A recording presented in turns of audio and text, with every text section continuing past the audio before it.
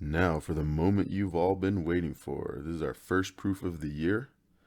And so we're going to do an algebra proof just because you've actually done this before many times. You just haven't structured it in this way. So first of all, we're trying to prove a conditional statement. We're saying if this is true, then this must be true, right? And so we're given the hypothesis 3x equals 6 minus 1/2 x. And we're trying to prove the conclusion, x equals 12 over 7. Okay, and a lot of times in geometry and in math in general, we'll use a two-column proof. So a two-column proof consists of a statements column and a reasons column. And each row is your step in the process, okay? And what you're basically saying is, hey, this is what we know to be true, or this is what we can gather from what we're presented with. And this is the reason why we can conclude those statements. All right. So basically, this is what we can do, or this is what we know is true, and this is why we know that's true, or why we can do that. All right. So you usually start off with what you're given. So I'm starting with the hypothesis, what we're given, and the reason I can start with that is because it's given, right? So that's usually how you start a two-column proof, is with your givens, okay? And sometimes you'll have multiple givens. And where do you think we're going to end up? What do you think our last statement's going to be? That's right, it's going to be what we want to prove. So that's going to be what we put at the end there. So that's our destination, right? All right, so let's see. There's a few different ways we could solve this, right?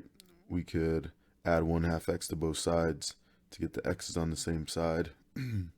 But what I'm going to do first is to eliminate the fractions. I'm going to multiply everything by 2, okay? So if I multiply both sides of the equation by 2, I would get 6x equals 12 minus 1/2 x times 2 is just 1x, right? So negative 1/2 x is just negative x, or negative 1/2 x times 2 is just negative x. Okay, so the reason I can do that is the multiplication property of equality, right?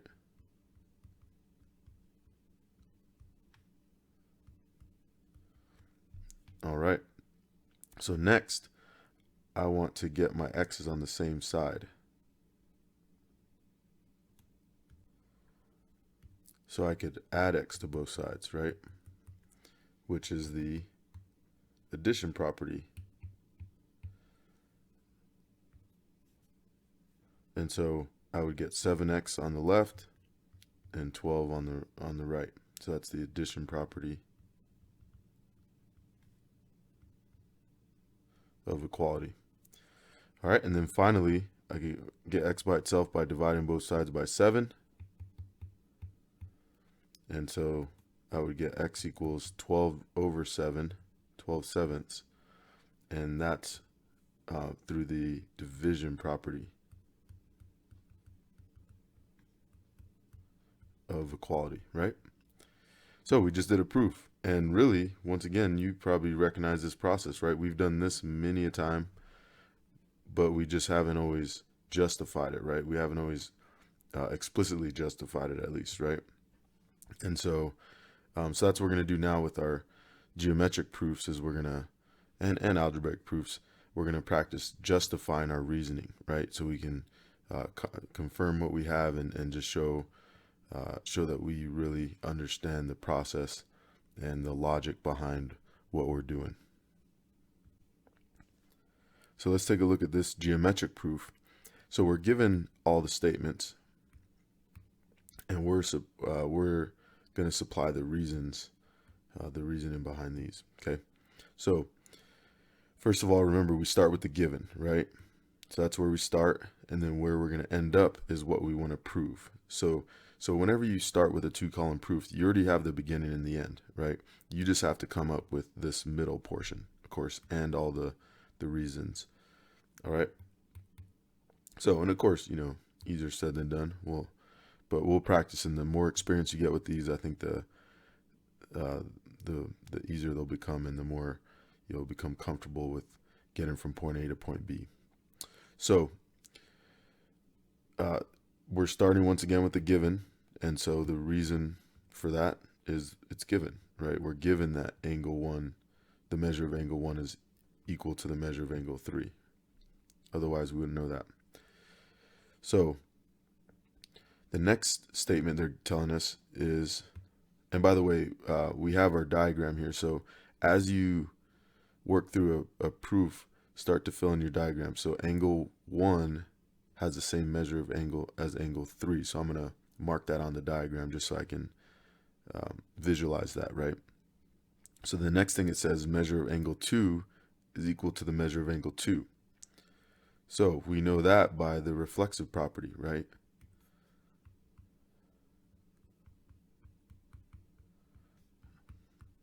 Okay, so that's our reasoning there. And so I'm going to fill that in as well. So, okay, so angle 2 is equal to itself.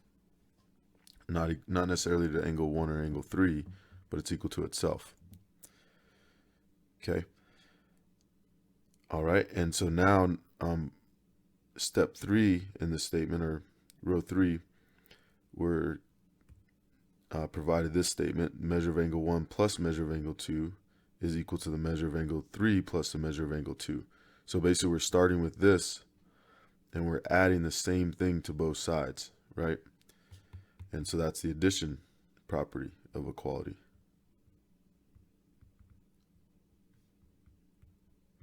All right. And number 4, step 4, and let me go back to the diagram. So basically we're saying that the measure of angle 1 plus the measure of angle 2 is equal to the measure of angle 2 plus the measure of angle 3, right? So in other words, HEF, right, is congruent to DEG, right?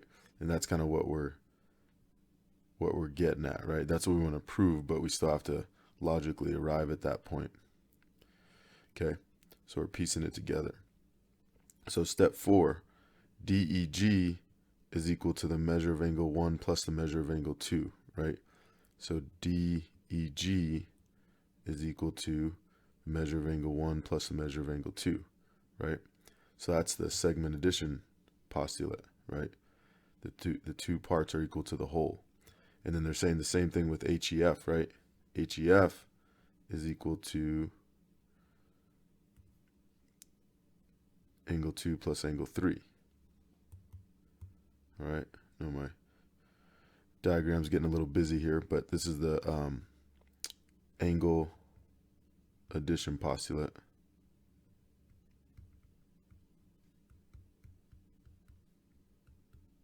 All right.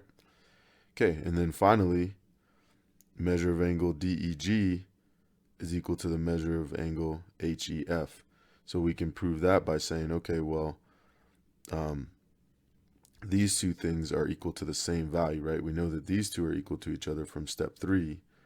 And if these two things are equal to the same value, then they must be equal to each other, right? So we can say that by the transitive property.